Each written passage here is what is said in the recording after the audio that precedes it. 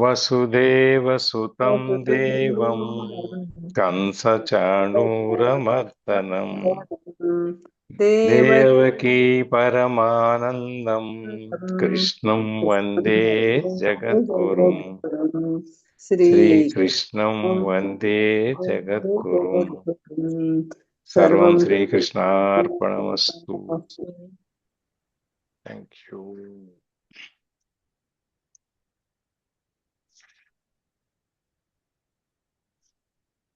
నిన్న మనం 23 శ్లోకం చూసాం.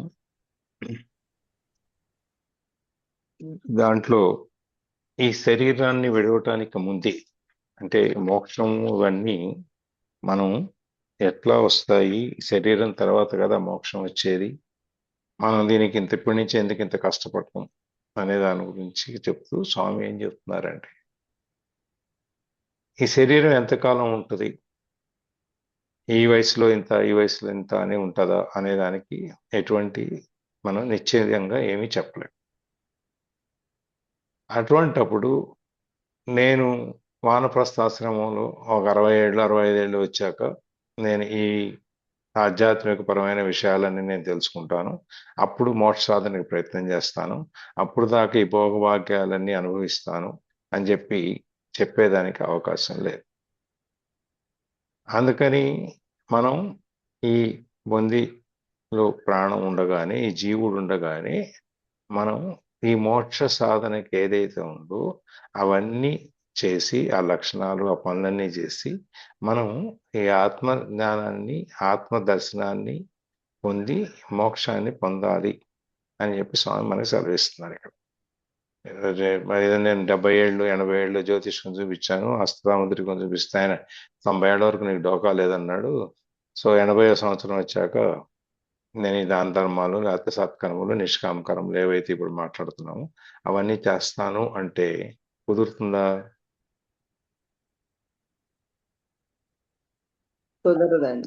కుదరదు.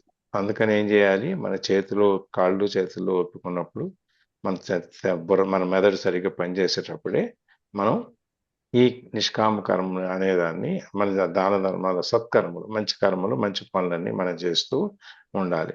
అప్పుడు మనం ఇవన్నిటినీ వైరాగ్యాన్ని పెంచుకుంటూ విరక్తిని పెంచి వీటన్నిటికీ మనం ఈ ఇంద్రియాలని మనసుని మన నియంత్రణలో ఉంచుకుని దాని మీద మనం పట్టు సాధించుకుని మనం ఈ ఆత్మ దర్శనం అనే దాన్ని మనని లోపలికి అంతర్ముఖం మన లోపలికి మనం చూసుకుని నేను అంటే ఎవరు అనేది తెలుసుకుని ఆ నేనులో నుంచి ఈ మనస్సుని ఆ లోపలికి పంపించి ఆఖరి అడుగు వరకు పంపించి అక్కడి నుంచి మనం ఈ ధ్యానం అనేది మనం ఆత్మదర్శనం అనేది చేసుకుంటూ వెళ్తే జ్ఞానోదయం అవుతుంది. జ్ఞానం అయినప్పుడు జ్ఞానం వచ్చినప్పుడు మనకి ఈ మోక్ష సాధన అనేది మనకి సాధ్యం అవుతుంది. కాబట్టి శరీరంలో ప్రాణం ఉండగానే ఈ జన్మలోనే ఈ కామక్రోధాల వర్గాలన్నీ అరికట్టి ఉండేవాడే యోగి అని చెప్పాను. అది మనస్సుని పరిశుద్ధంగా ఉంచుకుని నిర్మలమైన మనస్సుతో అందరినీ ప్రేమమయంగా చూస్తూ ప్రతి వాళ్ళలోనూ మనలో ఉన్న ఆత్మే ప్రతి వాళ్ళలోనూ ఉంది అని చెప్పి మనం అది దర్శనం చేయగలిగిన రోజున మనం ఈ వైరాగి అనేది మనం తెలుసుకోగలుగుతాం అన్నమాట. అయితే ఇందులో ఈ శరీరాన్ని మనకి ఎప్పుడు వెళ్తూ తెలియదు కాబట్టి మనం ఇందాక అనుకున్నట్టు మనం ఈ మోక్ష సాధన అనేది మనం ముందే చేసుకుని ఇంకోటి ఇక్కడ మనకి రెండవ దీంట్లో చెప్పేటప్పుడు మనకి ఇందులో కర్మభూమి మనది ఉండే ఈ భూలోకం అనేది మనకి కర్మభూమి కాబట్టి ఇక్కడే కర్మలను ఆచరించి ఈ కర్మల ద్వారా మనం మోక్షాన్ని సాధించాలి అని చెప్తూ కర్మయోగంలో నిష్కామ కర్మ మిగిలిన కర్మలన్నీ గురించి చెప్తూ అక్కడి నుంచి జ్ఞానయోగం సాధించాలి. అక్కడి నుంచి కర్మ సన్యాస యోగంలో ఈ రెండింటిని కర్మల్ని జ్ఞానాన్ని అన్నిటిని సన్యాసించి మనం ఎలా చేయాలని చెప్తూ ఎన్ని రకాల యజ్ఞాలు ఉన్నాయి, ఎన్ని లక్షణాలు మనకు 6 లక్షణాల గురించి మనకి చెబుతూ ఈ అరిషడ్వర్గాలన్నీ వదిలేసి మనకి ప్రతి శ్లోకంలోనూ మనకి కంపల్సరీగా ఈ ఇంద్రియాలని జయించటము, మనస్సుని జయించడం గురించి ఒక్కసారైనా చెప్తున్నారు. ఎందుకు అంటే దానికి ఉన్న ప్రాముఖ్యత అది. మనం ఎప్పుడైతే వీటిని వదిలేస్తామో, ఈ రాగద్వేషాలు, మోహాలకి వీటన్నిటికీ లోను కాకుండా ఉంటామో, అప్పుడు మనం ఈ వీటన్నిటిని సాధించగలుగుతాం. ఈ మోక్ష సాధన అనేది చేయగలుగుతాం.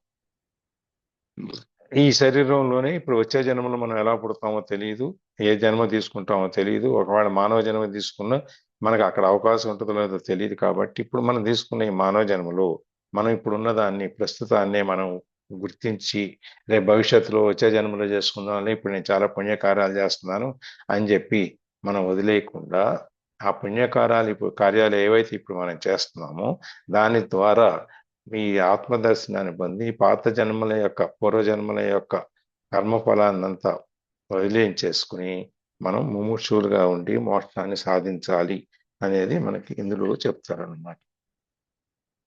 అలాగే నేను ఈ శ్లోకంలో కూడా 24లో బ్రహ్మ సాక్షాత్కారం గురించి మనకి చెప్తారు.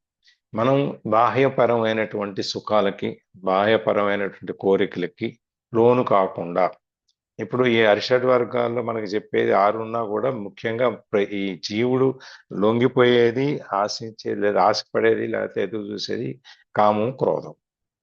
ఈ కోపాన్ని అదుపులో ఉంచుకోలేడు, కోరికల్ని అదుపులో ఉంచుకోలేడు. అందుకని ఈ క్షణికమైనటువంటి సుఖాలు ఏవైతే ఉన్నాయో వాటిలో నుంచి మనం బయటికి రాగలగాలి. ఆ భ్రమ, మాయ వీటన్నిటిలో నుంచి మనకు బయటకు వచ్చి మన ఉన్న ఈ అద్దాన్ని శుభ్రంగా తుడిచి మన ప్రతిబింబాన్ని మనం జాగ్రత్తగా సరిగ్గా చూసుకోగలంటే మనకి ఇవన్నీ ముఖ్యం. ఈ నిష్కామ కర్మ, ఈ ఇంద్రియాలని జయించటం, మనసుని జయించటం, ఇవన్నీ మనకు అన్ని నియంత్రణలు మన కంట్రోల్లో పెట్టుకొని మనకి ఎటువంటి ఆలోచనలు రావాలి, మనం ఎటువంటి పనులు చేయాలి అనేది మనం చెప్పాలి. మైండ్ చెప్పినట్టు మనం చేయటం కాదు, మనం మైండ్కి మనం చెప్పగలిగే స్థితిలోకి మనం రావాలి. ఇవన్నీ చేయాలి అంటే మనకి సమాధి స్థితి గురించి చెప్తున్నారు. ఈ సమాధి స్థితి అనేది మనం ఎలా పొందాలి అనేది ధ్యానంలో ఒక్కొక్క మార్గంలో అది చెప్పుకుంటూ వస్తున్నారు. ఆ ధ్యానం అనేది మనం ఎప్పుడైతే ధ్యానంలో కూర్చుని మనం చూసుకోగలుగుతామో, ఆలోచనలన్నీ నియంత్రించుకొని పూర్తి ఆలోచన రహిత స్థితికి వచ్చి మనం ఎప్పుడైతే ఇవన్నీ చేయగలుగుతామో అప్పుడు ఈ ఆత్మ అనేది మనకి దర్శిస్తుంది అనమాట. ఆత్మ అనేదాన్ని మనం చూడగలుగుతాం. అప్పుడు ఎప్పుడైతే ఆత్మను చూడగలుగుతామో ఇక మనకి ఈ బాహ్య సుఖాలు, ఈ బయట ప్రపంచంలో ఉన్నటువంటి ఇవేవి మనకి పట్టవు. ఏవి మనకు అవసరం లేదు, వాటితో మనకు సంబంధం లేదు. ఈ ఆనందము, సుఖము, ఆటలు, పాటలు ఇవన్నీ మనం ఆత్మతోనే, ఆత్మ లోపలే చేసుకుంటాం. అదే ఒక పెద్ద క్రీడాస్థలం, పెద్ద ప్లే గ్రౌండ్ అనమాట. అక్కడ ఏ ఆటలన్నా నువ్వు లోపల ఆడుకోవచ్చు. నువ్వు ఈ బయట క్రీడా స్థలాలకు లేదా ప్లే గ్రౌండ్స్కి వెళ్ళి కాలేజీలలో, స్కూల్లోనూ, ఈ కమ్యూనిటీ ప్లేస్లోనూ వెళ్ళి నువ్వు ఆడి నువ్వు ఇది చేసేది అది బాహ్యపరమైనది. అది 4 ఏదో కొంతసేపు అరగంట, గంట ఏదో ఆట ఆడేసి అమ్మయ్య నేను చాలా అలసిపోయాను అని చెప్పి నేను శరీరానికి కావాల్సిన వ్యాయామం ఇచ్చేసాను, ఇంటికి వెళ్ళి స్నానం చేసి భోంచేసి పడుకోవటమే అనేటువంటిది ఇవన్నీ భౌతికమైనవి. ఇట్లా కాకుండా ఇవి ఈ ఆత్మానందాన్ని పొంది నువ్వు ఆడే ఆటలు ఇవన్నీ ఏదైతే ఉన్నాయో అక్కడ అలసట అనేది రాదు. ఆత్మలో మనం చేసేవన్నీ అలసట అనేది మనకు రాదు. మనం ఎంత ఇంకా ఇంకా ఇంకా ఇంకా దాన్ని ఆడాలని, ఇంకా ఆనందించాలని, ఇంకా మనం అనుభవించాలని కోరిక మనకి అక్కడ ఎక్కువ ఉంటుంది. ఇవన్నీ బయట మన బాహ్యపరమైన కోరికలన్నీ క్షణికమైనవి. 1 రోజు, 2 రోజులు, 3 రోజులు. దాని తర్వాత ఎందుకురా బాబు మనకి ఇవన్నీ అని చెప్పాను. ఈ సుఖాల్లోనే బాధ అనేది, దుఃఖం అనేది కూడా మనకు దాగి ఉంటుంది. కాబట్టి మనం వాటిని మనం జయించాలి అని చెప్పి చెప్తున్నారనమాట. ఈ ఇందులోనే నిన్న మనం 24వ శ్లోకంలో నిర్వాణ స్థితి గురించి మనం మాట్లాడుకున్నాము.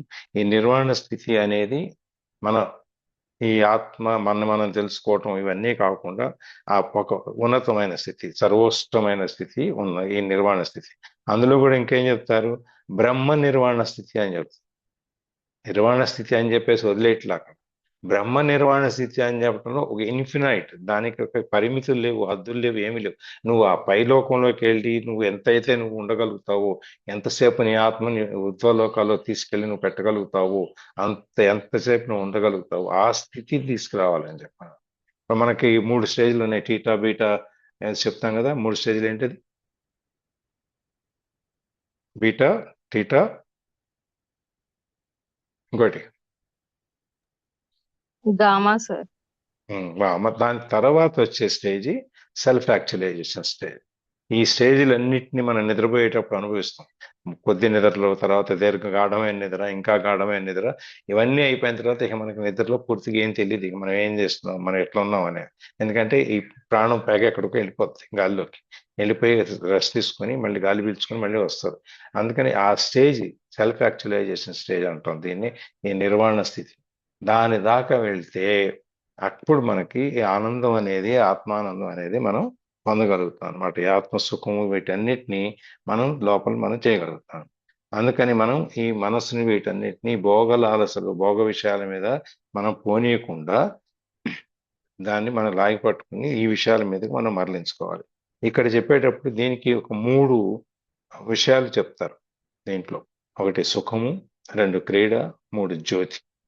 ఈ 3 రకాల గురించి మనకు చెప్తారు. ఈ సుఖం అనేది మామూలు సామాన్య జనులు ఈ బయట మనం ఇప్పుడు చెప్పుకునేటువంటి ఈ సుఖాల గురించి మాట్లాడు.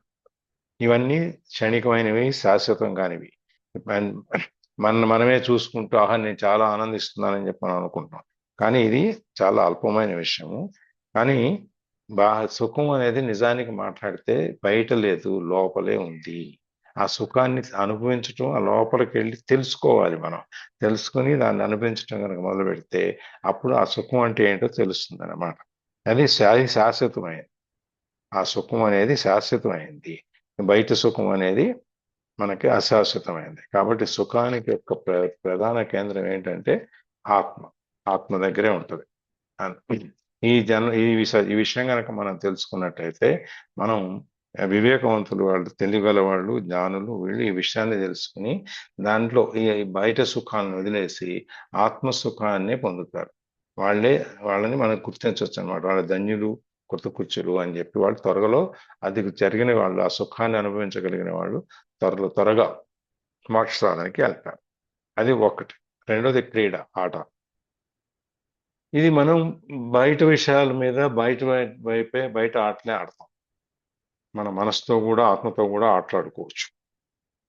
అది ఎట్లాంటి ఆటలాడుకుంటాము అంటే భజనలు, పాటలు, పూజలు, ఆత్మతో, ఆత్మ లోపల. అది పెద్ద ప్లే గ్రౌండ్ ఉంటుంది అక్కడ. మీరు ఏ రకమైన ఆధ్యాత్మిక పరమైన ఏదైనా మీరు ఆడవచ్చు. ఎందుకంటే ఇవన్నీ మనం బాహ్య సుఖాలని వదిలేస్తాం. ఇక మనకి మిగిలిన ఏమి మనకు తెలియదు, మన సంబంధం లేదు. మనం అక్కడ చేసేది ఎటువంటి ఆట అయినా. ఆట అంటే మనకి మన ఉపయోగపడేది, మనని దాంట్లో తీసుకెళ్ళి ఒక స్పిరిట్, మనకు ఒక ఉత్తేజాన్ని కలిగించేది. కాబట్టి దాన్ని మనం ఏ విధంగా అయినా ఆడవచ్చు, అక్కడ ఆడుకోవచ్చు, అక్కడ దాన్ని రమించవచ్చు, దాన్ని మనం అనుభవించవచ్చు, అనుభూతి పొందొచ్చు. అది అందుకని చెప్పి క్రీడ అనేది వివేకవంతులు అనేవాళ్ళు, తెలియగల వాళ్ళు ఏం చేస్తారంటే లోపల అంతర్ముఖ దృష్టి తీసుకుని అక్కడే విశ్రాంతి స్థలం, అక్కడే పార్కులు అన్నీ అక్కడే ఉంటాయి. మనకు ఆ జగత్తు అనేది, ఆ ఊర్ధ్వలోకం అనేది దాంట్లో మనకి చాలా కనిపిస్తుంటుంది. భవానీ గారు మనకి చెప్పేవాళ్ళు ముందు. ఆ సో ఈ మెడిటేషన్ చెప్పేటప్పుడు లాస్ట్ లో నాది అయిపోయిన తర్వాత ఆవిడ చెప్తారు, ఈ లోపలికి వెళ్ళేసి ఎంట్రీ అయ్యి అక్కడ పార్కులు, అక్కడ పెద్ద పెద్ద చెట్లు, సెలయేర్లు, ఏర్లు, ఇవన్నీ చెప్పుకుంటూ వస్తారు. సహజ మేడం కూడా చెప్తారు. ఇవన్నీ అక్కడ మనకు ఉంటాయి. మనం అక్కడ చూడొచ్చు, అక్కడ ఆనందించవచ్చు, గమనించవచ్చు. ఇవన్నీ మనం చేయొచ్చు అనమాట. అందుకని తెలియగల వాళ్ళు ఈ బొందితో ఈ ఆత్మని తీసుకెళ్ళి ఊర్ధ్వలోకంలో పెట్టి అక్కడ మనకి ఈ అనుభవాన్ని మనకి ఇస్తారనమాట. మనం అంటే ఇవన్నీ మనకి ధ్యానంలో ఉన్న స్థితిలో మనం చూడగలుగుతాం. పరధ్యానంగా ఉండి ఇతర మీద ఉంటే మనకి ఇవి కనపడవు. మనం ఎట్లయితే మనకు కావాల్సిన వాళ్ళని వెంటనే చూడలేకపోతే మన మనసు ద్వారా చూస్తాం కదా. ఇప్పుడు జ్యోతిని చూడలేదంటే, జ్యోతి ఏదైనా చెప్పాలంటే మనకి మాట్లాడటానికి కాదు, మనసు ద్వారా మనం కాంటాక్ట్ చేయగలుగుతాం. దట్ ఈస్ టెలిపతి అంటారు కదా. అది ఆ విధంగా మనం ప్రతిదాన్ని మనకు కావాల్సిన దాన్ని ఎట్లా మనసుతో మనం గమనిస్తాము, మెదడుతో ఆలోచనలో గమనిస్తాము, అదే విధంగా ఈ ఆత్మని కూడా మనం ఆ విధంగా గమనించాలి. అట్లా ఆ మనసుతోనే మనం ఈ ఊర్ధ్వ లోకాలని, పై లోకాలని ఇవన్నీ కూడా మనం తీసుకెళ్ళాలి. ధ్యానంలో మనకి స్పెషల్లీ జిఆర్ స్వామి చెప్తారు, అంటే అందరు చెప్తారు అనుకోండి. జిఆర్ స్వామి చెప్తారు, ఒక చెట్టు, ఆ చెట్టు దగ్గర నిలబడితే మనం ముందు ఏం చూస్తాం, మనకి కొమ్మలు ఆకులు కనపడతాయి కదా, చెట్టు అంతా కనపడదు. చెట్టు అంతా కనిపిస్తుందా చెట్టు పక్కన నిల్చుంటే? అవునండి, అవునండి. ఆకులు మ- కొమ్మలు మనం ఏ పక్కన నిల్చున్నామో ఆ భాగం వరకు కనిపిస్తుంది. కనిపిస్తుంది. అదే కొంచెం ఎత్తుకెళ్ళాం అనుకోండి, మొత్తం కొంచెం పైకి కనిపిస్తుంది. వెళ్తే ఆ సగం భాగం కనిపిస్తుంది. ఇంకా కొంచెం పైకి వెళ్తే చెట్టు మొత్తం కనిపిస్తుంది. అలా అలా ఒక్కొక్క స్టేజ్లో మనం పైకి వెళ్తూ ఉంటే, ఆకు దగ్గర నుంచి చెట్టు దగ్గర నుంచి చెట్టు పైకి వెళ్ళి చెట్టు మొత్తాన్ని చూస్తూ, ఇంకా పైకి వెళ్తే మన తోట మొత్తాన్ని చూస్తూ, అలా అలా అలా అలా పైకి వెళ్తూ, ఆ విధంగా ఆయన చెప్పుకుంటూ మన్ని మొత్తం ఆ ఈ వైకుంఠం దాకా తీసుకెళ్ళిపోతారు. మనం అక్కడే ఉంటాం, శరీరం అక్కడే ఉంటది, కానీ మన మనసు ఆత్మ మాత్రం అక్కడ దాకా వెళ్తుంది. అవును, మీరు ఎవరైనా విన్నారో లేదో నాకు తెలియదు, నేను ఒకసారి విన్నా ఆయన మాట్లాడటంలో. అవునండి. అట్లాగే మన చాగంటి ఆయన చెప్తారు, ఆనంద నిలయం దగ్గర నుంచి, ఆనంద నిలయం ద్వారం, మొట్టటి ద్వారం దగ్గర నుంచి స్వామి దర్శనం అయ్యేంత వరకు మనం ఏ ఏ స్థితి మనం చూస్తాము, అలా ఆయన చెప్తుంటే కళ్ళు మూసుకుంటే మనకు ఎదురుగుండా స్వామి ప్రత్యక్షంగా కనిపిస్తారు. అవునండి. ఆయన రెండు మూడు వీడియో దీంట్లో విన్నా, ఆడియోస్ లో విన్నాను నేను. ఆనంద నిలయము, అది గుమ్మం దాటడం, గుమ్మం దాటిన తర్వాత కుడివైపు గోడ మీద గుణపము, అక్కడి నుంచి మళ్ళీ లోపలికి వెళ్ళిన తర్వాత ధ్వజస్తంభం, ధ్వజస్తంభం అంటే నేను పూర్తి పైన చెప్తున్నాను. ధ్వజస్తంభం, ధ్వజస్తంభం దగ్గర నుంచి పక్క నుంచి లోపలికి వెళ్ళి మొదటి ద్వారం, ఆ ద్వారంలోకి వెళ్ళి మళ్ళీ మనం అదేమి ఏమంటారు దాన్ని, విజయాల దాకా మన ఆ లోపల నుంచి వెళ్ళిపోయి జయ విజయ దగ్గరికి వెళ్ళి స్వామిని ఆపాద మకుటం, ఆపాద మస్తకం కాదు, ఈ రమణ దీక్షితులు చెప్తాడు. మాకు ఆపాద మస్తకం అంటే ఒక కాలి వేళ దగ్గర నుంచి తల వరకు, ఆయన ఆపాద మకుటం అని చెప్తారు, అంటే కిరీటంతో సహా చూడటం అన్నమాట.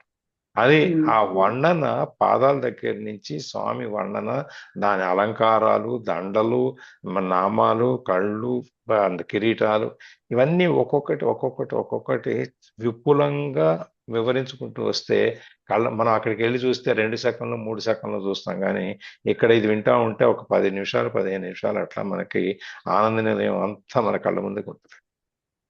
మన మనస్సుతో మనం చూస్తాం. ఆ విధంగా మనం మన మనస్సుని ఆ విధంగా మనం తీసుకెళ్ళగలగాలి. తీసుకెళ్ళినప్పుడు మనం ఈ ఆత్మానందము, ఈ ఆటలు పాటలు, లేకపోతే రమించటం, క్రీడలు, ఇవన్నీ కూడా అక్కడ దొరుకుతాయి.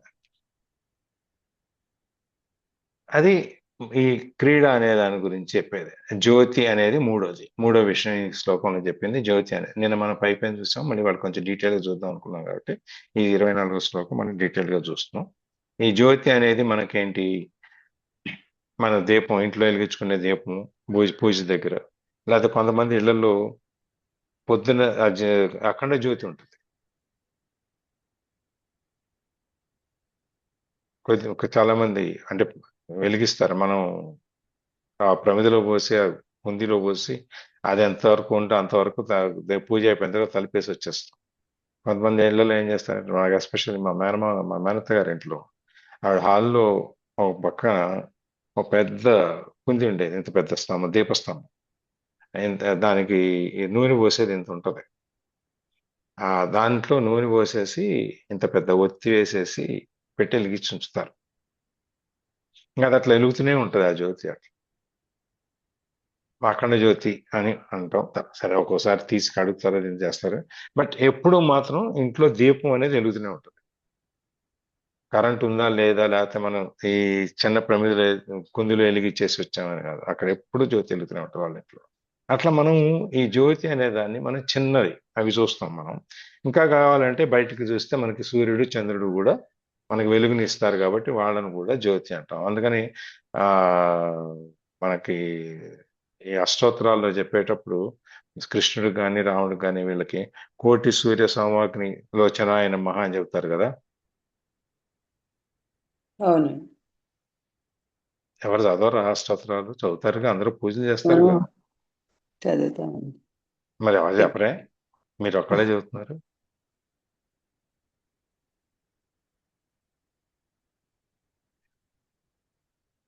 చదువుతారు కదా, 108లో ప్రతి దేవుడి అష్టోత్తరాల్లో కూడా ఇది వస్తుంది. కోటి సూర్యులు కోటి చంద్రులు ఇద్దరు మీ కళ్ళల్లో కనపడుతున్న ఆ వెలుగు ఉంది అని చెప్పాను. అవునండి.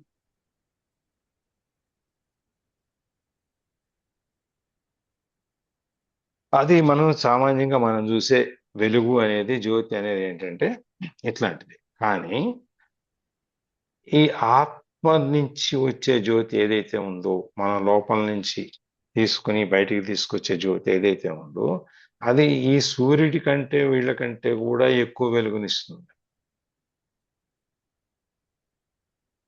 సూర్యుడి కంటే కూడా, చంద్రుడి కంటే కూడా వీడి ఆత్మ అనేది ఎక్కువ ఇంకా ప్రకాశింపజేస్తుంది అనమాట.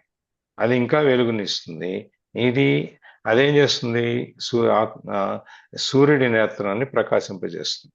అంటే మన కళ్ళుని ప్రకాశింపజేస్తుంది. కళ్ళు బుద్ధిని ప్రకాశింపజేస్తాయి, బుద్ధి ఆత్మ ప్రకాశింపజేస్తుంది. ఇది ఒక సీక్వెన్స్ అనమాట, దాంట్లో వరుసలో వెళ్తుంది అనమాట. అదే అందుకని అది జ్యోతులకి జ్యోతి, వెలుగులకి వెలుగు. ఈ ఆత్మజ్యోతి అనేది కనపడేది, ఇది ఉత్తి ఆత్మ జ్యోతే కాదు, జ్యోతిలు అన్నిటికీ జ్యోతి అది. అంటే గురువులన్నిటికీ గురువు, గురువులందరికీ గురువు అని చెప్తారు కదా. బృహస్పతి గురించి చెప్పేటప్పుడు ఆయన గురువులందరికీ గురువు, దేవగురువు కదా ఆయన, లోక విశ్వగురువు ఆయన, ఆయన గురించి చెప్పేటప్పుడు. అందుకని ఇక్కడ కూడా ఈ జ్యోతి అనేది, ఆత్మజ్యోతి అనేది ఈ జ్యోతులన్నిటికంటే కూడా గొప్పది జ్యోతి అన్నమాట. అదే మాస్టర్స్ కి మాస్టర్ లాగా. అట్లాగే ఇదే పరంజ్యోతి, ఇదే భగవంతుడు. అందుకని మహనీయులందరూ, ఈ గొప్పవాళ్ళందరూ ఈ ఆత్మజ్యోతిని ఆశ్రయిస్తారు.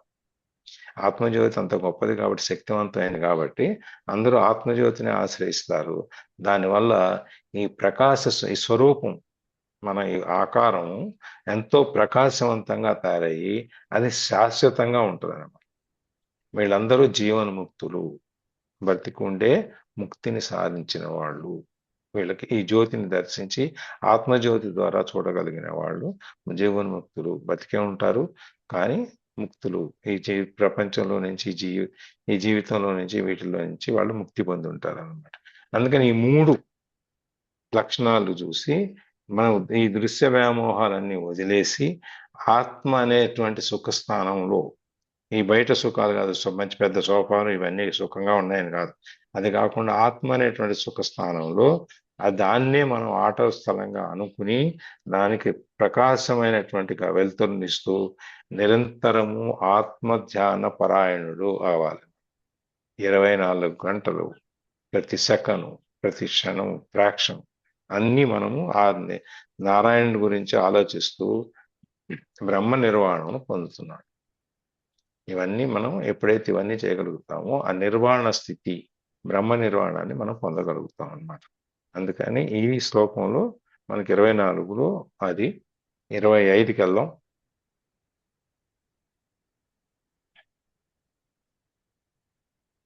25 శ్లోకం. లభంతే బ్రహ్మ నిర్వాణం ఋషయః క్షీణకల్మషాః చిన్నద్వైదా యతాత్మానః సర్వభూతహితే రతాః.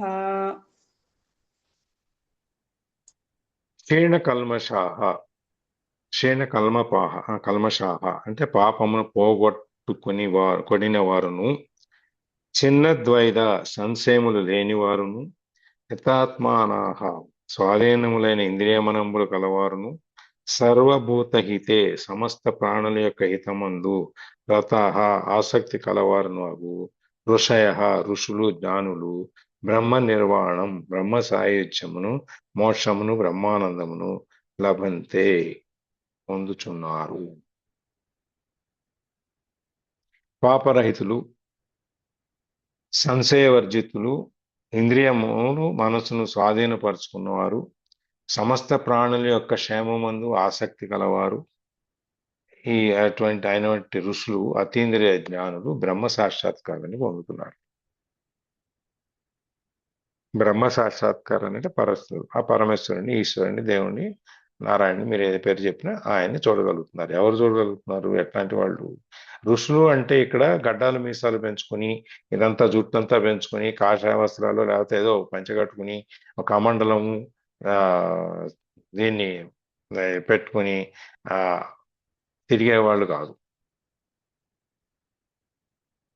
వాళ్ళు ఋషులు అంటే వేషధారణే గాని, నువ్వు ఋషి అంటే నువ్వు ఈ వ్యామోహంలో నుంచి బయటికి రావాలి, నిష్కామ కర్మలు చేయాలి, సంసార వ్యామోహం ఉండకూడదు, నీకు ఎటువంటి సందేహాలు ఉండకూడదు. ఇవన్నీ నీ జ్ఞానాన్ని నువ్వు నీవు పొందగలిగి ఉండాలి. ఈ జ్ఞానంలో నువ్వు ఆత్మని దర్శించగలిగి ఉండాలి. ఆత్మ దర్శనం అయ్యి నీకు ఇన్ని చేసినప్పుడు నీకు బ్రహ్మ సాక్షాత్కారం పొంది ఉండాలి. అప్పుడు నువ్వు ఋషి. మనకి చెప్తారు తెలుగులో సామెత ఉంది, తల పండిన వాడా వృద్ధుడు అని చెప్పని. వృద్ధుడు అంటే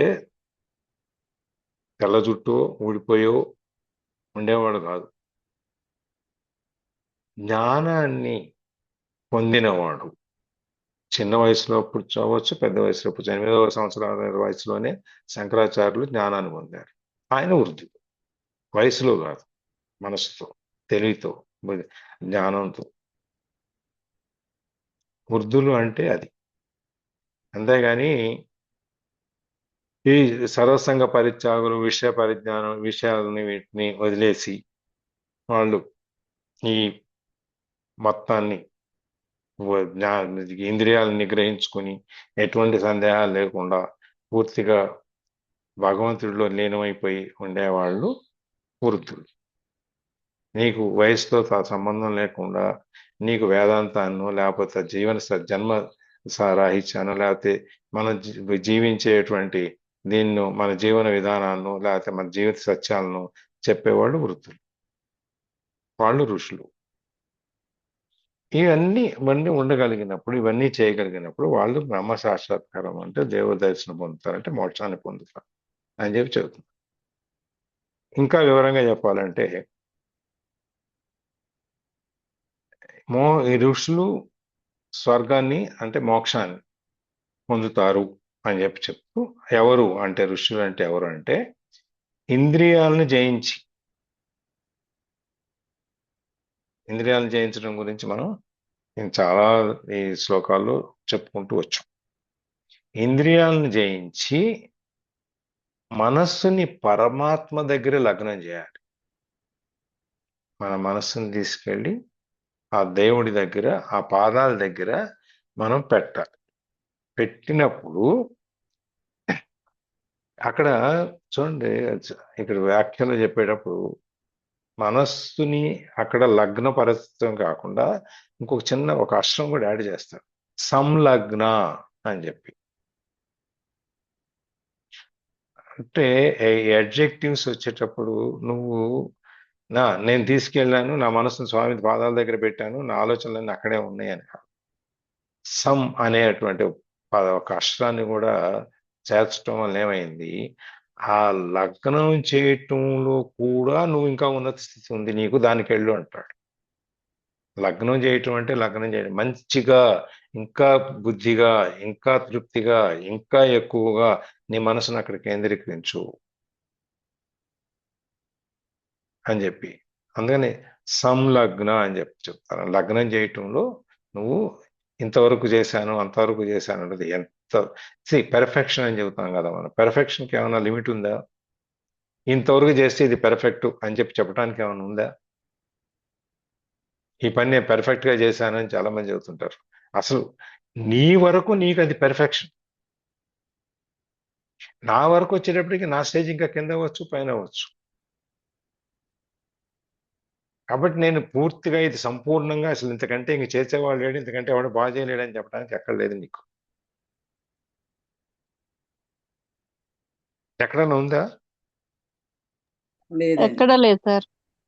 ఎక్కడా లేదు.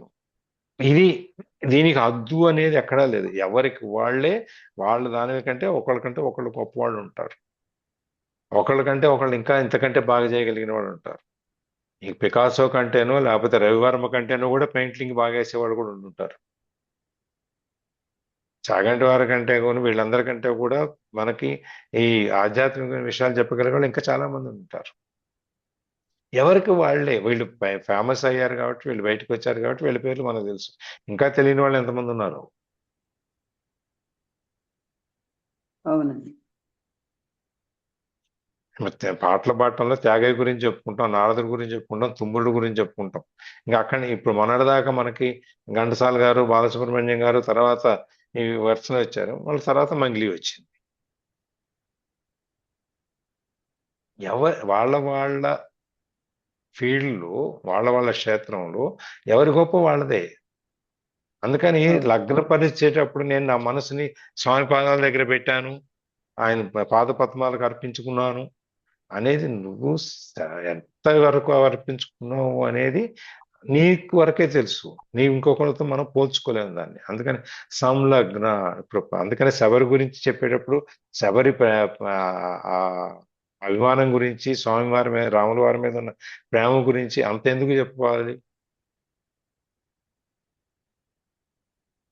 అంత ప్రేమతో ఎంగిలి పళ్ళు పెట్టింది గనక అంత ప్రేమ. మరీ అంత అది ఆ లెవెల్లో ఉందండి ప్రేమ. లోపల ఏముందో అని అన్ని తీయగా అని ఉన్నాయి కూడా స్వామికి ఎక్కడ ఇబ్బంది కలుగుద్దు అని చెప్పి కూడా అది రుచి చూసి, రుచి చూసి పెట్టేది.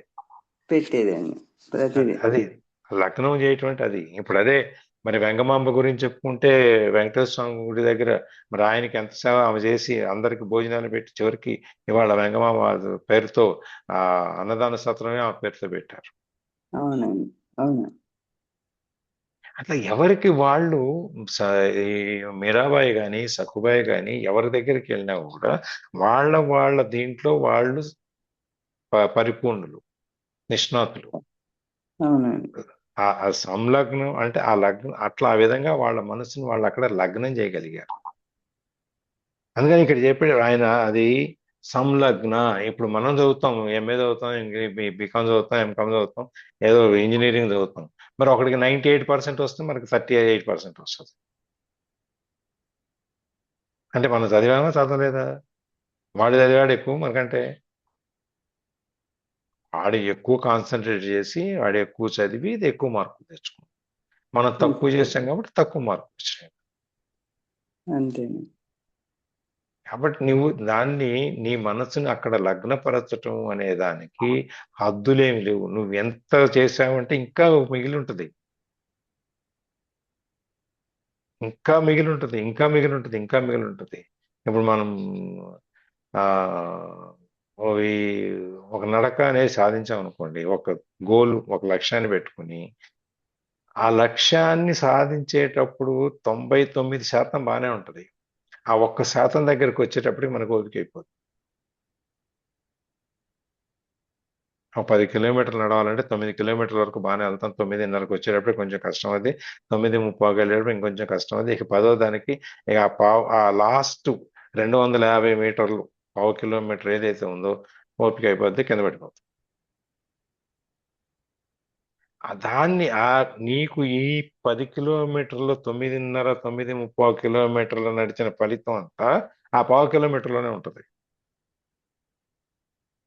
అవునండి. సార్ దీనికోసం మంచి సాంగ్ కూడా ఉంది కదా సార్. చెప్పండి. అచ్యుతం కేశవం కృష్ణ దామోదరం. ఆ సాంగ్ లో నీ చెప్తారు కదా, భగవానుడు ఎందుకు తినడు, నువ్వు తినిపించే విధంగా తినిపిస్తే ఆ తింటారు.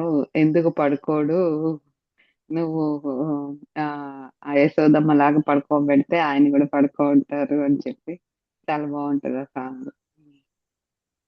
అదే అది మనం ఆ, ఈ నేను చదువుతా ఉంటే నిన్న నాకు ఇక్కడ ఆగిపోయాను. నిన్నే ఆలోచిస్తా అనమాట. ఒక్కొక్క అక్షరానికి ఒక్కొక్క రకమైన ఎంత అర్థం ఉంటుంది అండి. లగ్నానికి సంలగ్నం అనే దానికి ఎంత అర్థం తేడా ఉంది.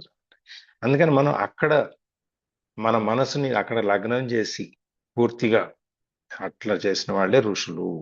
అది ఋషిత్వం అనేది ఒక మహోన్నతమైన పదవి అని చెప్తారు. అది చాలా ఉన్నతమైనది. ఆ స్వాములే, ఆ భగవంతుడే ఋషులకు నమస్కారం చేస్తాడు.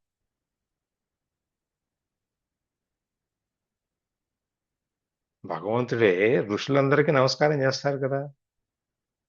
మనం వేదాల్లో మనం చదువుకున్న వాటి అన్నంత వరకు ఋషులు వచ్చినారు అంటే ఆయన లేచి నిలబడతారు భగవంతుడి. అట్లాంటి స్థితిని తీసుకెళ్తారు వాళ్ళు. వాళ్ళు ఋషులు.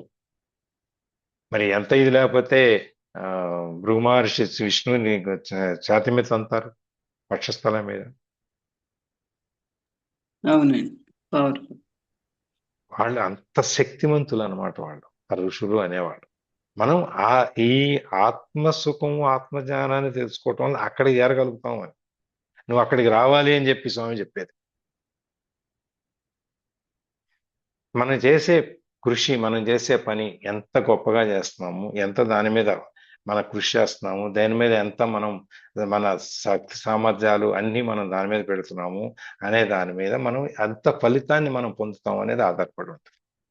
లేకపోతే ఇవన్నీ, ఈ సాధన అనేది అనవరతం. అనవరతము అంటే కంటిన్యూస్ గా 365 రోజులు మన శ్వాస ఎలా తీసుకుంటామో, శ్వాసక్రియ ఎలా జరుగుతుంటుందో ఇది కూడా అలాగే జరగాలి. దీనికి మినహాయింపులేమి ఉండవు. అందుకని ఇప్పుడు మీరు కళ్ళు మూసుకుని మీ ముక్కులు కాన్సన్ట్రేట్ చేయండి. మీ శ్వాస ఎంత లోపలికి వెళ్తుంది, ఎంత లోపలికి మీరు తీసుకోకుండా ప్రయత్నపూర్వకంగా మన శ్వాస తీసుకుని వదిలేయకుండా, శ్వాస దానంతటి ఇప్పుడు మనం మాట్లాడుకునేటప్పుడు కూడా శ్వాసక్రియ ఎలా జరుగుతుందో దాన్ని, ఆ శ్వాస లోపలికి వెళ్తాన్ని రావటాన్ని గమనించండి.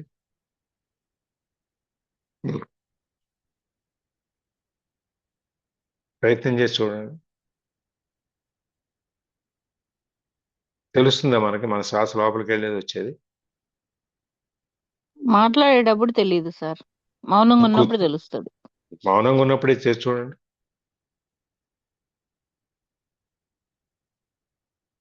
ఇవాళ మీకు టైం ఉంటుంది కదా, రేపు మళ్ళీ క్లాస్కి వచ్చేదాకా ఎంతమందిని ఆ శ్వాసను గమనించగలిగారు? నిమిషానికి ఎన్ని శ్వాసలు లోపలికి వెళ్ళి బయటకు వచ్చి?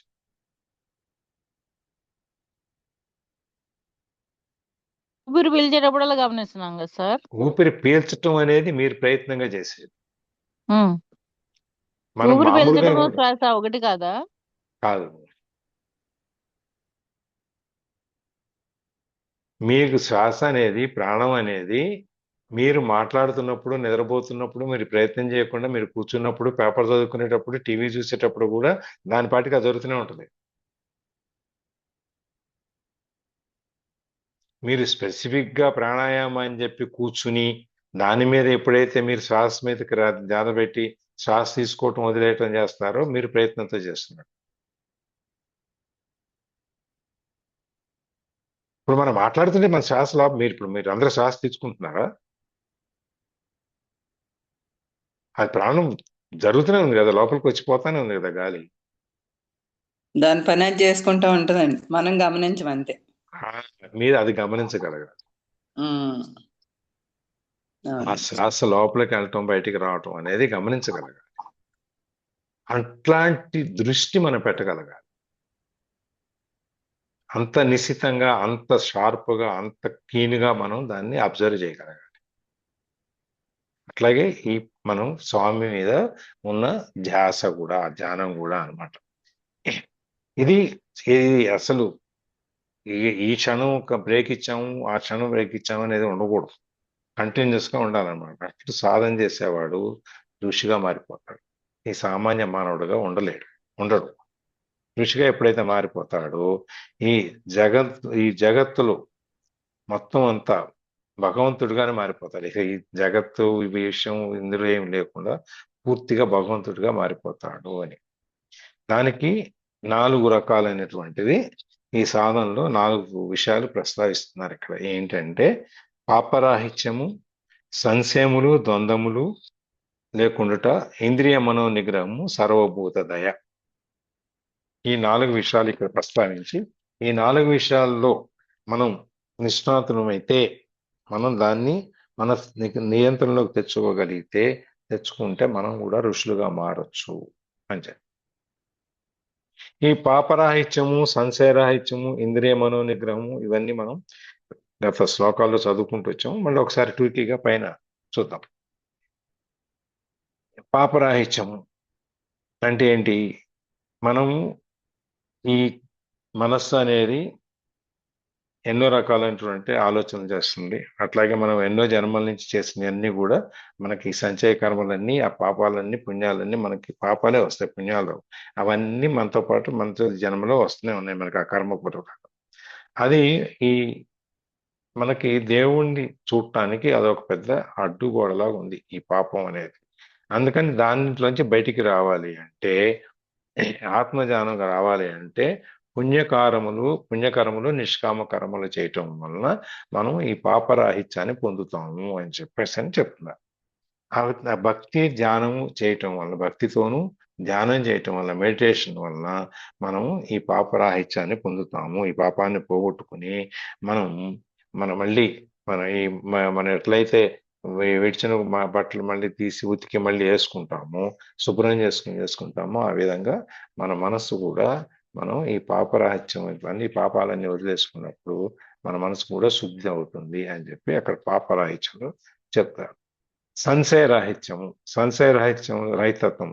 రహితత్వంలో ఎటువంటి సంశయాలు మనకు ఉండకూడదు, ఎటువంటి సందేహాలు దేని గురించి మనకు ఉండకూడదు. మనం ఒక విషయాన్ని తీసుకున్నప్పుడు, ఆ విషయాన్ని నమ్మినప్పుడు ఆ విషయం మీదనే ఉండాలి, కానీ దీని మీద ఇది నేను మొదలు పెడుతున్నాను, అవుతుందో లేదో, ఎందుకో, మళ్ళీ నాకు అవసరమా, ఇది మళ్ళీ మధ్యలో మనాయాల్సి వస్తుందేమో, ఇటువంటి సందేహాలే ఉండకూడదు. మనం మొదట్లో భగవద్గీత మొదలు పెట్టినప్పుడు నా వల్ల కాదు, నేను చెప్పలేను అని చెప్పి నేను పక్క పట్టుకున్నాను. సరే, జ్యోతి వచ్చింది, జ్యోతికి అప్పచెప్పాము, జ్యోతి చెప్పింది, ఆమె చేసుకుంటాం. అట్లా నమ్మకం, ఎటువంటి సంశయం లేకుండా, సరే మళ్ళీ ఇప్పుడు మొదలు పెట్టాము, ఏదో ఆయన కృప చేస్తున్నాం, ఆ విధంగా ఎటువంటి సందేహాలు మనకి ఉండకూడదు. ఈ సంశయ రహితము అని అలవాటు, ఆ తత్వం ఉండాలి. మనం ప్రతి దాంట్లోనూ సందేహించుతూ పూజ మొదలు పెట్టేటప్పుడు ఆ దేవుణ్ణి అమోరంటాడా, ఎన్ని వందల కోట్ల మందిని ఆయన వినాలి, విని వచ్చేటప్పటికి నేను ఎక్కడ ఉంటానో ఆ లైన్లో, వింటాడో విండో, సరే ఏదో చెప్పేద్దాంలే, విన్నప్పుడు వింటాడు లేకపోతే లేదు. ఇవన్నీ మనకు సందేహాలు.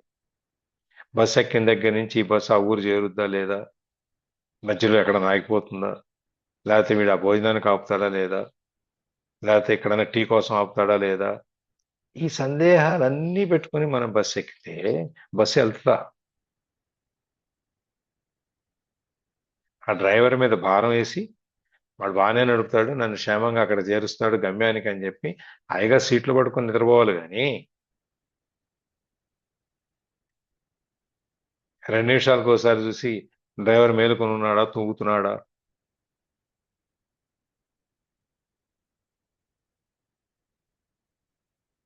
ఇవన్నీ ఉండకూడదు.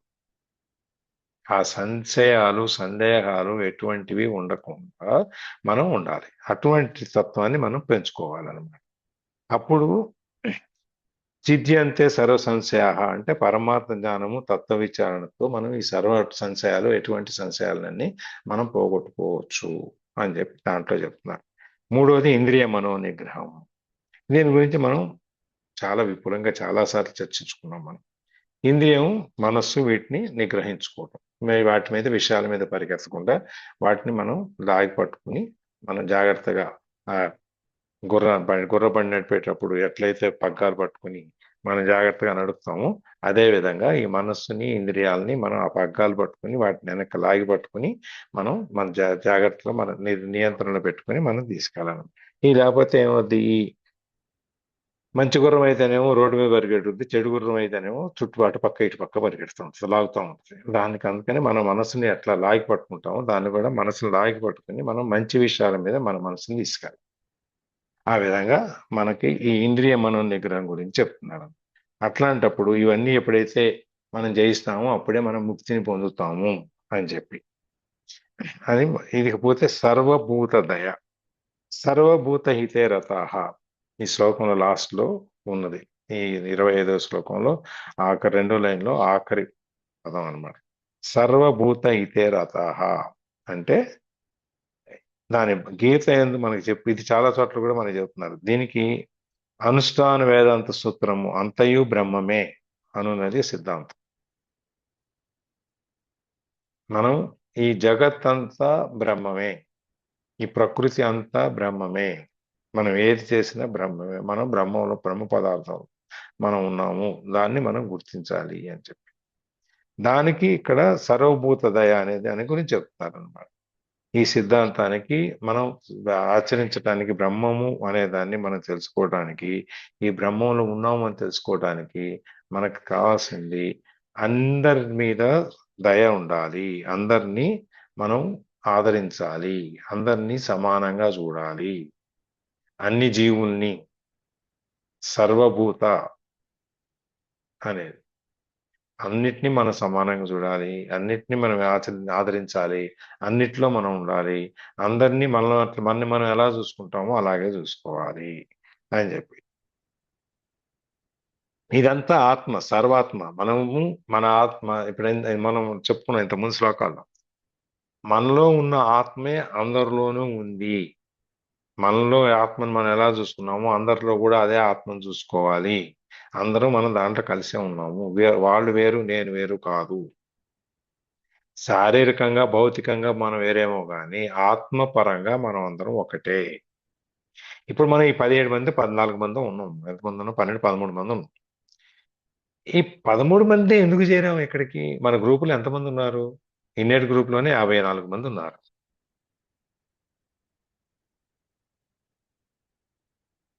మన వరకే ఎందుకు వచ్చాం ఇక్కడికి? అంటే మనం ఆత్మలన్నీ ఒకే విధంగా ఉన్నాయి. ఒకే విధంగా ఆలోచిస్తాయి. ఒకే విధంగా తలుస్తుంటాయి. అందుకని చెప్పి మనం వచ్చాం. ఈ 13 మంది, 15 మంది, నిన్న 16 మంది ఉన్నారు నిన్న. ఆ విధంగా ఇది మనం అందరము ఒకే విధమైన ఆలోచనలోను, ఒకే విధమైన ఉన్నాము. అందరిలోనూ మనం ఒకళ్ళకొకళ్ళు దూరంగా ఉన్నా, తెలుసుకోకపోయినా మనం ఆ ఒక్కసారి కలిసినప్పుడు మనం ఒక్కసారి కలవంగానే మనకు ఎంత ఆనందంగా ఉంటుందో చూడండి.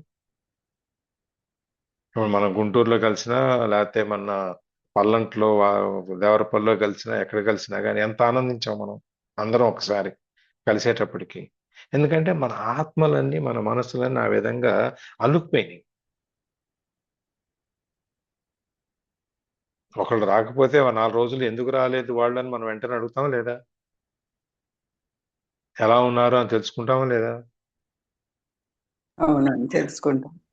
ఎవరో ఒకళ్ళు లలిత ఫోన్ చేయటమో, జ్యోతి ఫోన్ చేయటం, లేకపోతే ఇంకొకళ్ళు ఫోన్ చేయటం, ఫోన్ చేసి ఎలా ఉన్నారు అనేది ఒకళ్ళొకళ్ళు తెలుసుకుంటాం కదా, ఇన్ఫర్మేషన్ అయితే తెచ్చుకుంటాం కదా. అవునండి.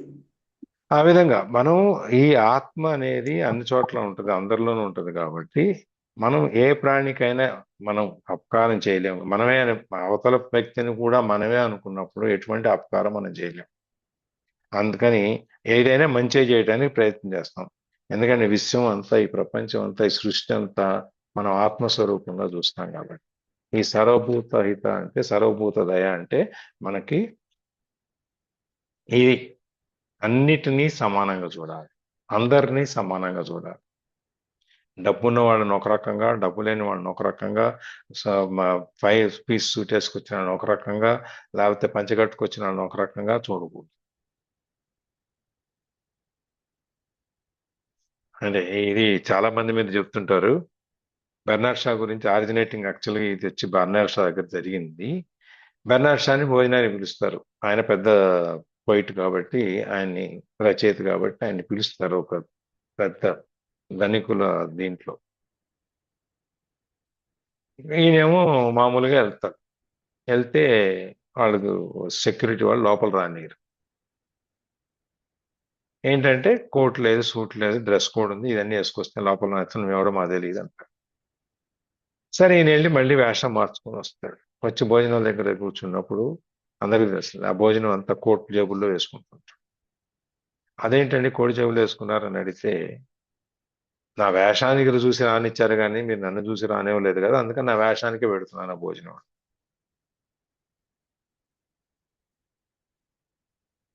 సమానంగా చూడలేక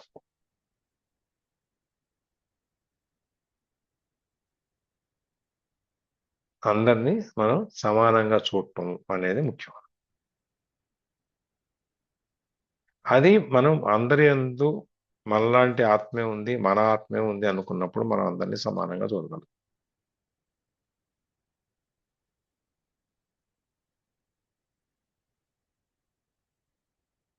మనం తిరుపతి వెళ్తే వెంగమాంబ అన్నసత్రంలోకి వెళ్తే ఎవరు కోటీశ్వరుడు ఎవరు మామూలు అని అక్కడ ఏమైనా ఉందా? లేదు సార్, అందరూ ఒకటే అక్కడ. అందరూ ఒకటే వరుసలో లైన్లో కూర్చుంటారు. వాడు అందరికీ అదే సాంబార్ పోస్తాడు, అందరికీ అదే అన్నం పెడతాడు, అదే మాదిరిగా పోసుకుంటూ వెళ్తాడు వరుసన గిన్నెతో. వీళ్ళు పెద్దవాళ్ళు వీళ్ళకి జాగ్రత్తగా వడ్డించాలని ఏమి ఉండదు. అందరూ సమానే, సర్వమానవ సమానం. సర్వజీవుల్ని అంత భూతదయ అనేది, సర్వభూతదయ అన్నిటిని మనం సమానంగా చూడగలగాలి అన్నమాట. ఆ సమానంగా చూడగలిగినప్పుడు ఈ ఇది ఎట్లా చెప్తారంటే దీంట్లో ఈ ధ్యానము అనుష్ఠానము ఇవన్నీ చెప్పి ఇవన్నీ సమానంగా చూడాలని చెప్పినప్పుడు దాన్ని ఎట్లా చెప్తారంటే సమానంగా చూడకపోవటం అనేది వ్యాధి. వ్యాధి తర్వాత మనం మందులు వేసుకున్నాము, ఇది చూడటం నేర్చుకున్నాము అనేది అనుకోండి. ఈ సరమాన ఈ సర్వభూత దయ ఈ సమానత్వం అనే దాన్ని మనకి పథ్యంతో పోలుస్తాడు. రోగం అంతా నయమైపోయిన తర్వాత మందు తిన్నాక ఆ పథ్యం ఏదైతే ఉందో, పథ్యం చేస్తాం కదా మనం. అంటే జ్వరం తగిలితే ఇదివరకు రోజుల్లో రసం అన్నం తినేసి ముందు తేలిగ్గా అరిగే అన్నం పెట్టి తర్వాత రెండో రోజు మూడో రోజు మన కూరలతో పెడతాం. ఇప్పుడు ఈ యాంటీబయాటిక్స్ వచ్చిన తర్వాత వాటిని తట్టుకోవడానికి అన్ని రకాల భోజనము వ్యాధి ఉండగానే తింటున్నాం. ఇదివరకు రోజుల్లో జ్వరం వస్తే ఆ జ్వరం తగ్గిన తర్వాత పథ్యం పెట్టేటప్పుడు చారన్నం పెట్టేవాళ్ళు. మరి మీరు ఎంతమంది తెలుసో నాకు తెలియదు. ఎవరికైనా ఐడియా ఉందా దీని గురించి? చారన్నం ఐడియా ఉంది సార్. తెలుసు చారన్నం సార్. ఐడియా ఉంది. డెలివరీ అయ్యి కూడా పచ్చిం పెడతారు. పథ్యం పెడతారు. ఆ ఒళ్ళు పచ్చిగా ఉంటది కాబట్టి దాన్ని సరిపోవటానికని కొంచెం వాళ్ళకి ప్రత్యేకమైన భోజనం ఉంటుంది. తెలియట్లేదనే సార్.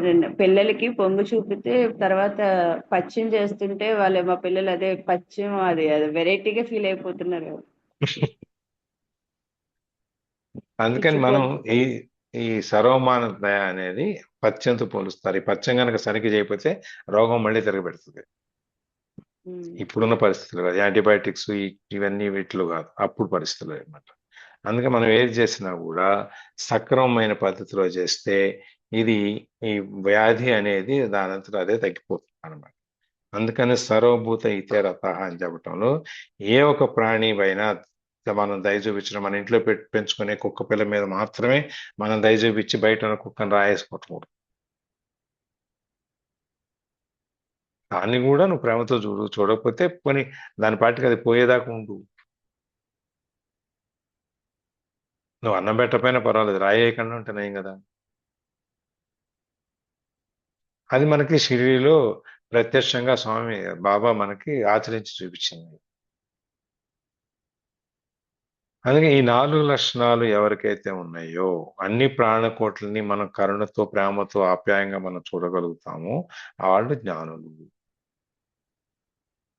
అలాగే ఈ బ్రహ్మ సాక్షాత్కారాన్ని పొందాలంటే మనకు కావాల్సిన 4 లక్షణాలు: ఒకటి పాపం నశించి ఉంటాం, రెండవది సందేహాలు లేకుండా ఉంటాం, మూడవది ఇంద్రియ నిగ్రహం కలిగి ఉంటాం, నాలుగవది అందరినీ సమానంగా చూడటం. ఈ 4 లక్షణాలు ఉన్నవాడు ఈ బ్రహ్మజ్ఞానాన్ని బ్రహ్మత్వాన్ని పొందుతారన్నమాట. ఇది ఇక్కడతో 24 శ్లోకంతో 25 అయిపోతుంది. ఇవాళ ఇక్కడికి ఆపుదాం. రేపు మళ్ళీ చూద్దాం 26 శ్లోకం.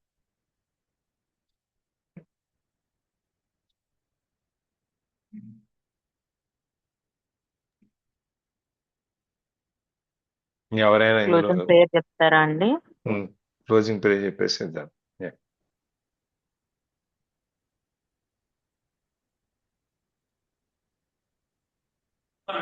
యోగేశం సచ్చిదానందం వాసుదేవం వ్రజప్రియం ధర్మ సంస్థాపకం వీరం కృష్ణం వందే జగద్గురుం. కృష్ణం వందే జగద్గురుం. సర్వం శ్రీకృష్ణార్పణమస్తు.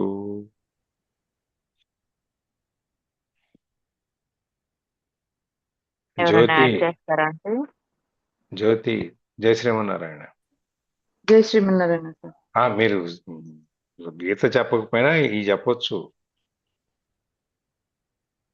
సార్ క్లోజింగ్ ప్రేయర్ అట్లాంటివన్నీ చెప్పొచ్చు. సార్ మళ్ళీ చెప్పండి.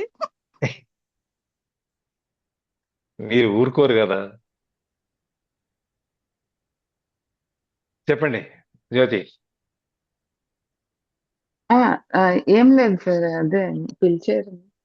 అదే పిలిచింది ఇందుకే, ఏమన్నా మీరేమన్నా యాడ్ చేస్తారేమోనని పిలిచా. వేణి అదే గారు. సార్, ఉమ్, మామూలుగా మనము ఆ, ఈ బాహ్య వస్తువుల మీద ఆనందం దొరుకుతుంది అని అనుకుంటాం కదా. సో ఈ ఆనందం అనేది ఆ నిజంగా మనకి ఆనందం అనేది దొరికితే మళ్ళా ఆనందం కోసం ఎందుకు ప్రయత్నం చేస్తాం? సో ఇది నిజమైన ఆనందం కాదు మనకి. ఆ ఆత్మానందమే నిజమైన ఆనందము. సో ఈ నిజమైన ఆనందం దొరకాలి అని అంటే దానికి ఇప్పుడు మీరు మొన్న ఒక ఇది పెట్టారు చూడండి, ఎంబీబీఎస్ అని చెప్పి. సో మన జీవితకాలంలో చేయాలి అని దానికి కూడా టైం లిమిట్ అనేది ఒక 10. ఇప్పుడు ఒట్టి డిగ్రీ చేయడానికే మనకి మినిమం ఇది 15 ప్లస్ అది 20 ఇయర్స్ కావాలి. సో ఇది మనం చదివిన వెంటనే కూడా ఇది మనకి రాదు. దీనిలోని అన్ని అంతరార్థం తెలుసుకొని ఈ యొక్క ఎంబీబీఎస్ చేయాలంటే కూడా టైం పడుతుంది. సో మనం చూసే వెంటనే రాదు. దానికి ఈ యొక్క మామూలుగా మనకి ఆ ఆనందం, ఈ చిన్న చిన్న ఆనందాలే ఆనందం అని ఎందుకు అనుకుంటున్నాము అని అంటే మనకి ఆ బ్రహ్మానందం అనేది ఆ ఆ అవగాహనలోకి, అంటే దాన్ని టేస్ట్ చూడలేదు కాబట్టి ఇవే చిన్న చిన్న ఆనందాలే ఆనందం అని అనుకుంటున్నాము. కానీ ఆ యొక్క ఆత్మానందం కూడా, ఆ యొక్క స్థితి కూడా మనకి తెలియకుండానే జరుగుతుందంట సార్. మనము బాగా అలసిపోయి పడుకున్నప్పుడు మనము కొన్ని క్షణాలు ఆ యొక్క సమాధి స్థితికి వెళ్ళి వస్తామంట. అప్పుడు మాత్రమే మనము చెప్తాం చూడండి, నాకు చాలా సుఖంగా ఉంది, నేను హ్యాపీగా పడుకున్నాను, అసలు ఏంటి 10 నిమిషాలే పడుకున్నానా, చాలా హ్యాపీగా ఉంది అని కూడా ఒక్కొక్కసారి అంటా ఉంటాం కదా మనం. సో దానివల్ల మనకి ఆ క్షణకాలం మనకి కూడా ప్రతి ఒక్కరికి ఆ ఆనందం అనేది ఉంది, కానీ మనము తెలుసుకోలేకపోతున్నాము అని చెప్పి కూడా నేను విన్నాను సార్. సో దీంట్లోని ఏమి అని అంటే అది కంటిన్యూగా ఉండాలి అని అంటే ఆ ఒక్క క్షణం మనం వెళ్ళి వస్తేనే మనకి ఇంత హ్యాపీనెస్ అనేది వస్తుంది. అంటే మరుసటి రోజుకి సరిపోయేంత ఎనర్జీ అనేది వస్తుంది. అదే కంటిన్యూగా మనం ఉంటే అది ఎంత అక్షయమైనది అని కూడా మనం తెలుసుకోవాలి, అండ్ దానికోసం ప్రయత్నం చేయాలి ఆ, ఆ, అని కూడా విన్నాను. అండ్ ఇంకా ఇవన్నీ కూడా మామూలుగా ఈ యొక్క మనం ఇంతవరకు చెప్తున్నాం కదా, మామూలుగా ఈ కామక్రోధాలు ఈ రెండే మెయిన్ అంట సార్ మనకి. మామూలుగా ఈ కామక్రోధాలు అనేదే మెయిన్. దీన్ని తగ్గించుకుంటే మనము చాలా హ్యాపీగా ఉంటాము అని కూడా విన్నాను. అండ్ ఈ మెయిన్ వచ్చి ఈ క్రోధం, దీని వల్ల చాలా ఇంపాక్ట్ అనేది ఉంటుంది. ఆ ఆ, దీనికి మన యొక్క స్టోరీస్ లో అయితే వశిష్ఠ మహర్షి అండ్ విశ్వామిత్రుడు వీళ్ళిద్దరికి అసలు పడదంట ఎప్పుడు కూడా. సో ఫస్ట్ విశ్వామిత్రుడు వచ్చి ఫస్ట్ 1000 ఇయర్స్ 1000 ఇయర్స్ వచ్చి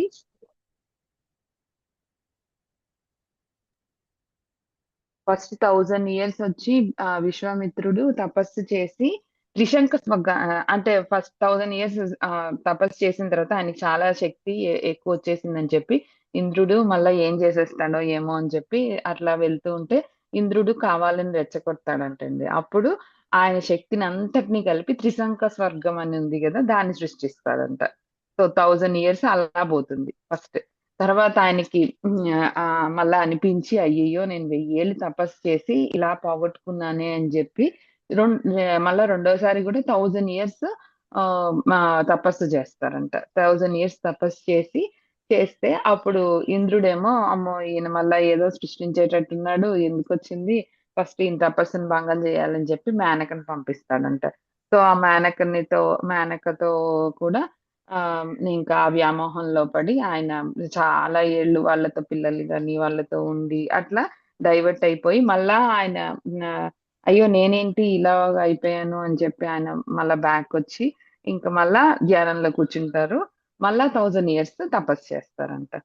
మళ్ళా 1000 years తపస్సు చేసిన తర్వాత అప్పుడు ఆ, వశిష్ఠ మహర్షి ఎదురవుతారు. అంటే మళ్ళా ఇంద్రుడే పంపిస్తాడు. ఇంద్రుడే ఇంకా మళ్ళా ఈయన ఏం చేసేస్తారో ఏమో అని చెప్పి వశిష్ఠ మహర్షిని పంపిస్తారంట.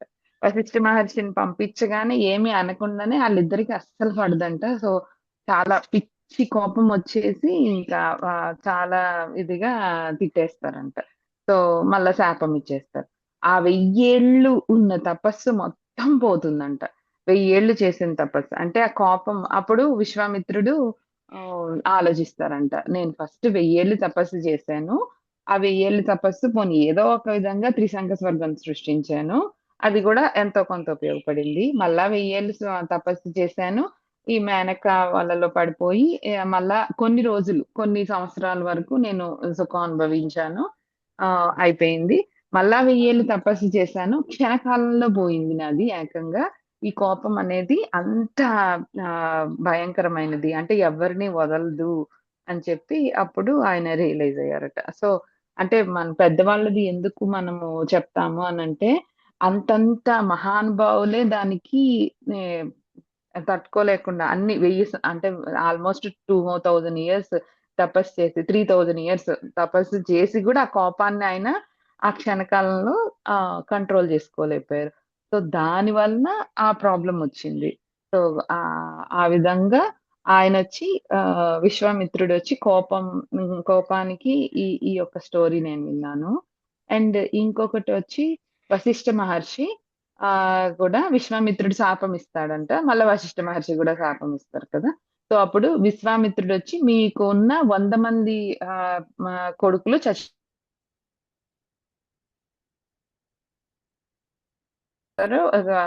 ఈ ఒక్కడిని మాత్రం వశిష్ఠ మహర్షి కాపాడుకుంటూ వస్తాడు. అప్పుడు ఆయనే ఈ వశిష్ఠ శక్తి అని చెప్పి ఆయన కొడుకు పేరంట. సో ఈ వశిష్ఠ మహర్షి ఆ కాపాడుకుంటూ వచ్చినప్పుడు ఆ మన ఈ యొక్క ఎవరు రాముడి యొక్క ఆ గురువు కదండి. సో ఆయన వచ్చినప్పుడు ఆ ఆ అక్కడ మామూలుగా కల్మషపాదుడు అని చెప్పి ఈ యొక్క రఘువంశంలోనే ఆయన ఒక రాజంట.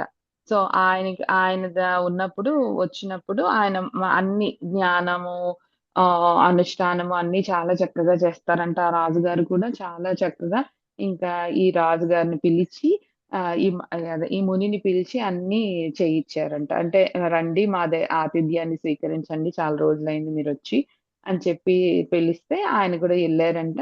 వెళ్ళి కూర్చొని భోజనానికి కూర్చున్నప్పుడు ఆ చిన్న వెంట్రుక తగిలినట్టు అనిపించిందంట వశిష్ఠ మహర్షికి.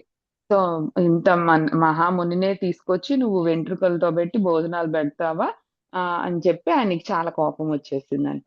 సో అప్పుడు ఆయన అప్పటికి చెప్తా ఉన్నారంట కల్మషపాదుడు.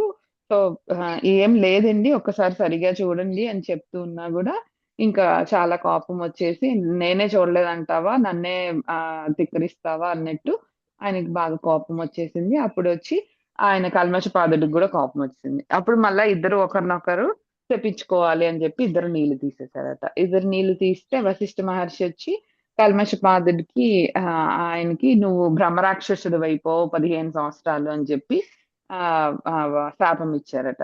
ఆ కల్మషపాదుడు వచ్చి ఆయన కూడా నీళ్లు పైకెత్తి శపిద్దామని చెప్పేసరి అనుకుంటున్నప్పుడు వాళ్ళ భార్య వచ్చి ఆపేస్తుందంట. ఆ తప్పు గురువు అయితే చెయ్యొచ్చు కానీ మీరు గురువుకి చేయకూడదు, అలాంటి పని ఎప్పుడు చెయ్యొద్దు, ఇంకా మీరు ఊరుకోండి అని చెప్పేసరికి ఆయన కూడా ఆ ఏమండి మంత్రం చెప్పిన నీళ్లు కింద వదిలేస్తారనమాట. ఆ కింద వదిలేసిన నీళ్లు ఆయన కాలు కిందకి వస్తాయట. సో ఆయన కాలు కిందకి వచ్చి కాళ్ళ దగ్గర ఫుల్ పెద్ద మచ్చ ఏర్పడుతుంది. అప్పటి నుంచి ఆయన కల్మషపాదుడు అని కూడా అంటారు అని చెప్పారు. అండ్ ఇక్కడ వచ్చి ఆ బ్రహ్మరాక్షసుడు అయిపోయారు కదా, ఆ బ్రహ్మరాక్షసుడు అయిపోయిన వాడు అక్కడే ఉన్నాడు కదా. సో అక్కడే ఉన్నాడు. ఈ శక్తి అని ఈ వశిష్ఠ మహర్షి ఒకే ఒక్కరిని కాపాడుకుంటూ వచ్చారు కదా, ఆ కొడుకుని తినేస్తాడు. సో ఆ కొడుకుని తినేస్తే 100 మంది చనిపోవాలి అనే ఆ శాపం అయితే ఇక్కడికి పూర్తయిపోయింది. ఆయన విశ్వామిత్రుడు ఇచ్చిన శాపం. సో, అప్పుడు వశిష్ఠ మహర్షికి అనలైజ్ అవుతుందనమాట. అసలా దాంట్లో వెంట్రుక ఉందో లేదో గూడా నేను సరిగ్గా చూడలేదు. నేను ఇంత కోపం తెచ్చుకొని నేనే బ్రహ్మరాక్షసుడు అని చెప్పి ఆయనకి శాపం ఇచ్చేసాను. సో, రాక్షసుడు ఏం జేస్తాడు ఇంకా మనుషుల్ని తినడమే కదా! సో, దగ్గర ఆయనున్నాడని జెప్పి ఆయన తినేసాడు. సో, ఈ ఈ తప్పుకి నా నాకు నేనే శిక్ష వేసుకున్నట్టు అయిపోయింది. నా కోపము నా వలన నా కొడుకుని చనిపోయాడు అని చెప్పి కూడా ఒక స్టోరీ కూడా ఉన్నది. మన యొక్క ఈ భాగవతంలోనే అట్లా ఉంటుందంట సార్. సో, ఇది గూడా అంటే అంత పెద్ద పెద్ద మహర్షులే ఆ కోపం ఆ క్షణికమైనటువంటి కోపానికి అట్లా ఇదైపోయారు. సో, మీరు జాగ్రత్తగా ఉండండి అని చెప్పి మనకి మన యొక్క హీరో ఈయన చెప్తూ ఉన్నారనమాట. సో, ఆ విధంగా కూడా మనం తీసుకోవచ్చు అని కూడా విన్నాను sir. So, Jyoti, thank you Jyoti. మొదట్లో థ్యాంక్ యూ మేడం. ఈ క్రోధం అనేది చాలా, చాలా, చాలా భయంకరమైనది అన్నట్టు. అది. అన్నిట్లోని అందుకనే కామము, సార్ ఇవన్నీ క్రోధం. మన క్లాస్ లో వస్తున్నాయా? అన్నీ వస్తాయి. ముందర దానికి ఇవన్నీ అటాచ్డ్ మేడం. నేను ఆ టైంకి సార్‌ని అబ్జెక్ట్ చేసి చెప్పడం కరెక్ట్ కాదు కదా! సో, నేను లాస్ట్‌లోని యాడ్ ఓకే చేస్తున్నానన్నమాట. ఓకే, అంతే. థ్యాంక్ యూ అమ్మా, మనకి థ్యాంక్ ఈ యూ. 24th దాంట్లోని అట్లా వస్తాయన్నమాట. 22nd, 20th ఆ శ్లోకాల్లో మనకి ఇవన్నీ వస్తాయన్నమాట. ఈ సుఖం గురించి, ఇవన్నీ ఇదైతే 20 మనకి నుంచి వస్తూనే 20 ఉంటదిలెండి. నుంచి 4 20 శ్లోకాల నుంచి ఇదే నుంచి. ఇంద్రియ వస్తుంది. నిగ్రహం గురించి. ఇంద్రియ నిగ్రహం అయితే ఇంక వస్తానే ఉంటదన్నమాట మనం. అంటే ఆయన ఎన్ని సార్లు చెప్పారు. మనం ఒక్కసారైనా ఆలోచిస్తామనేమో. అయినా కూడా అదే. ఆలోచిస్తున్నామా అనేది కూడా మనం ఆలోచించాలి. అంతే కదా మరి. థ్యాంక్ యూ కానీ జ్యోతి. విన్నంత ఈజీ కాదు సార్. అసలు చాలా చాలా చాలా బాగుంది అసలు. ఒక్కొక్కటి వింటా ఉంటే దాని యొక్క వినగ వినగ వినగ ఒక్కొక్క వినగ పాయింట్ తెలుస్తుంది. తినగ తినగ తివేమ It's, తీయను అని వినగ వినగ వినగ ఏదో ఒక పదం ఒక వర్షం ఏదో లోపలికి వెళ్తుందని చెప్పాను. అది. Thank you sir. Thank you thank you అండి. Thank you Jyoti. Thank you sir. Thank you అండి. రికార్డింగ్ ఆపేనా? ఇంకెవరైనా చెప్తారేమో సార్. అందుకే ఆ వేణి గారు ఏమని చెప్తారో నాకు.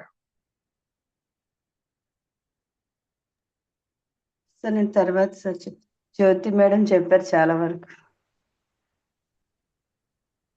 Okay done. రికార్డింగ్ ఆపేస్తాను.